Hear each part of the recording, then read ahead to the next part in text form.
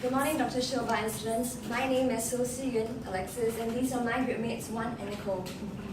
Still, silent slumber. Bruised, battered body. She was pronounced dead at the scene. Found young Dawn laid lifeless on a cold hard floor in an ordinary Bishan flat. Murdered at the brutal hands of two Singaporeans.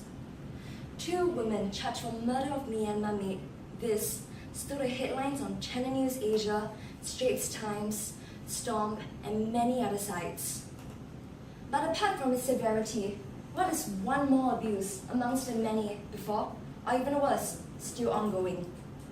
According to the humanitarian organization for migrant economics, as well as the Philippines and Indonesia embassies, it is recorded that almost every single day, there is one report of abuse coming through to the police station. Let's put all this into perspective. This means that within 1 year, there will be 182 reports coming through, and this just merely accounts for maids who have sought out and spoken out about the abuse, while many others are still in repressed silence. Even the government has affirmed this exponential trend by disclosing how the abuse cases filed have doubled between 2012 and 2014. I can't even imagine what it's like in 2016. The question then lies in what is abuse? Where do we draw the line? Do we draw the line only when a life is lost? No. Abuse comes in many forms and all have detrimental effects on its victims, with 50% facing verbal abuse, 7% facing sexual abuse, and 6% facing physical abuse. This shows it is not surprising how 1/4 of the domestic workers in Singapore are actually medically classified with poor mental health. And this is more than twice the local and global standard.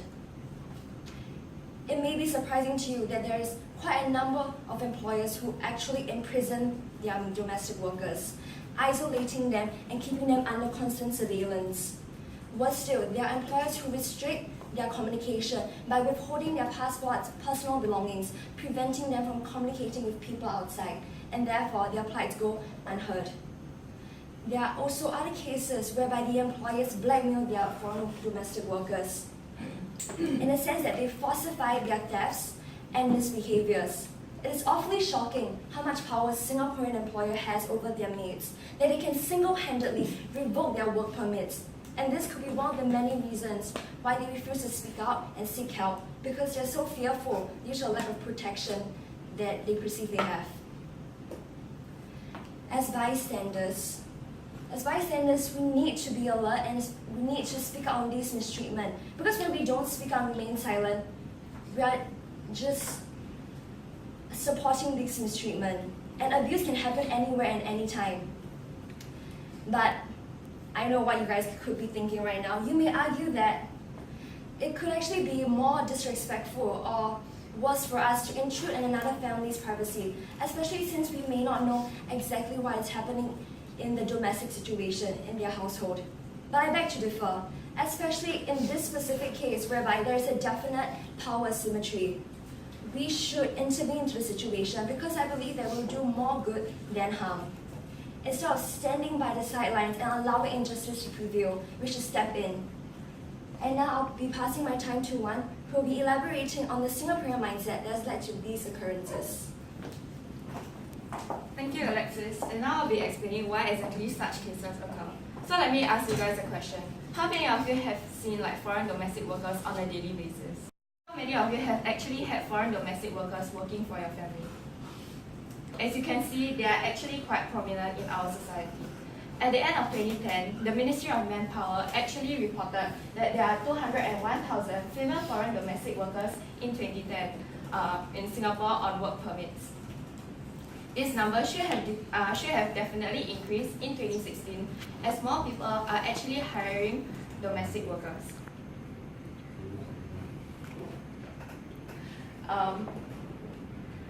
Now I would like to share more on why cases of abuse actually occur. Singaporeans actually have a very pernicious thinking and they have this mindset about domestic workers. Usually, these foreign domestic workers come from less affluent countries and therefore Singaporeans actually perceive themselves to be more superior and this could lead to this culture of arrogance. Let me first elaborate on why this culture of arrogance actually might have started. First of all, we believe that because they come from countries that are less developed, we are more affluent than them, and this leads to a superiority complex. We might feel that we are more superior than them, and we can afford to actually engage in cases of abuse. Perhaps people may think that some foreign domestic workers actually are deserving of this abuse. Perhaps they do sloppy work, or they go on secret rendezvous with other foreign domestic workers. However, let me ask you this question. Does that actually warrant the right to actually physically and mentally abuse your foreign domestic workers? Absolutely not, right? Okay. So another thing that Singaporeans actually do is actually controlling a lot of their foreign domestic workers. We believe that because we pay these workers, we have a higher stakes over their life, and we can actually control what they do in their free time. But people may argue that these foreign domestic workers actually come to Singapore to work, and they may not have the right to enjoy much freedom and have time to spend outside of their homes and not have off days. However, can you imagine yourself being chained to your desk with no end in sight? Can you imagine yourself not being able to leave and have the freedom to do whatever you want, and just being stuck in your workplace and doing what your employer tells you to do? As such, we can see that abuse is unwarranted in all circumstances. Singaporeans need to try a little kindness instead. We need to stop hurling abusers at our foreign domestic workers. We need to be better people and actually understand their circumstances. We need to be better. We need to be more human, as they are human as well. We as Singaporeans have a part to play, and we can definitely help in decreasing the cases of foreign domestic abuse. Now, Nicole will actually elaborate on what we can actually do for these foreign domestic workers. Thank you. Thank you, Wan. So let me ask you guys a question. If you have the power to protect someone, will you be willing to do it? So I see many heads nodding. So imagine a situation where you have to protect a family member, a friend, or stranger in need. Do you now feel a sense of righteousness, a feeling to do what is morally right? Keep this feeling in your heart and draw upon it as you listen to us today. Rules and regulations serve to protect all of us from being victims of crime. We can be assured that if we find ourselves in trouble, we can call upon the police or the legal system to protect us. However, a group of people is not as lucky as us to have this privilege and power. This group of people is foreign domestic workers who face abuse. Let me introduce you to the limitations of the rules and regulations that have failed to protect them and the difficulties that they have in reaching out for help. Ministry of Manpower published an employment guide that gives employers advice on how to provide a safe and comfortable working and living environment for their foreign domestic workers. They also teach employers about their roles and responsibility through the Employers Orientation Program, and they offer settling in program to help the foreign domestic worker ease into their new workplace. We acknowledge the goodwill of these efforts to facilitate the employment of foreign domestic workers. However, more should be done to detect and deter abuse of foreign domestic workers. These current policies lack in the periodic monitoring of their welfare, and negligence goes unpunished unless it is discovered. Let me refresh your memory about the cases of abuse that were presented a while ago. In those cases, victims usually face sustained abuse before they are able to reach out for help. This is because they have limited resources to reach out to the authorities. In some cases, they have their mobile phones confiscated, they are socially isolated from their community, and they have no friends and don't know who or where to turn to. Despite resources that are available to protect them, it is difficult for them to acquire those resources. So, what can you guys do to help them? We strongly urge you guys to keep a lookout for any symptoms of abuse that you may encounter in the foreign domestic workers that you may see in your daily life. A simple hi, hello, how are you? May invite conversation to take place and allows for the foreign domestic worker to share about their life. If we see signs of distress or symptoms of abuse, such as wounds, we can introduce them to the different resources that can help them, such as the hotlines that are displayed on the screens right now. There are different kinds of hotlines that can cater to different needs, such as medical, financial, or legal.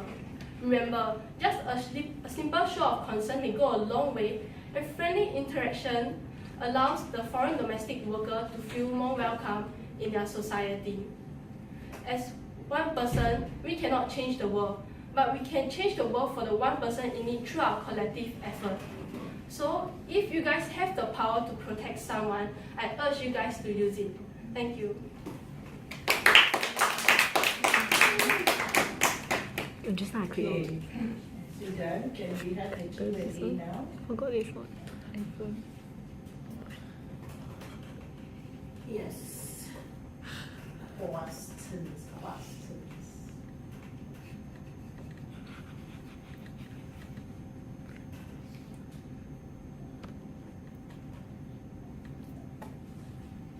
Come, everybody must try to ask questions. Okay. You're helping each other, but at the same time, remember that public discourse, this whole module is about public discourse. It doesn't happen in a vacuum.